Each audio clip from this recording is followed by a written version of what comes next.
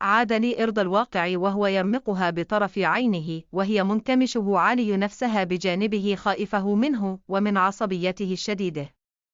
اخرج سبها نبيه من بين أسنانه بصوت عالي وصل أي مسامعها لاعنا غضبه الذي جعلها تخاف منه. هو إبدا لم يريد خوفها ونفورها منه، هو يريد قربها وشعورها بالأمان بجانبه، ولكن ماذا يفعل في نفسه وهي سبب غضبه وعذابه غير ته.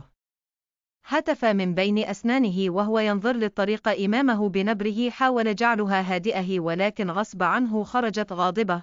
عصبي، شغل المسخرة والدلع اللي حصل ده ما يتكرشتني. لان لو فكرتي مجرد تفكير أنك تقربي من مكان فيه آدم إنا ساعتها مش هبقي ضمن نفسي أنا هعمل إيه فيكي وفيه. اسمعيني. هتفت بنبره غاضبه منه ومن تحكماته بها رغم ارتجافها من مظهره الشرس. أن تفكري نفسك إيه علشان تتحكم فيا؟ أنا حر، اعمل اللي أنا عاوزاه، وبعديني بصفتك إيه تمنعني عن آدم؟ وأن تعرف آدم بالنسبة لي إيه؟ دي هو الوحيد للي في ظلي من ريحها مام الله رحمها. وأن تعرف أنا إحنا متربيين مع بعض، وهو ابن خالتي وزي أخويا. أوقف سيارته بقوة مما جعل المكابح تصدر صريرا عاليا إثر احتكاكها في الأرض، ولولا ربطها لحزام الأمان كانت رأسها ضربت في زجاج السيارة الأمامي بسبب قوه ضغطه علي المكابح.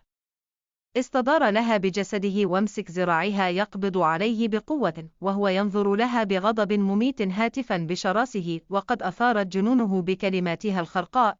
بقي مشى عارفه بأماره إيه بقولك تبعدي عنها؟ بأماره يعني جوزك يا هانم ده لو مشى واخده بلك.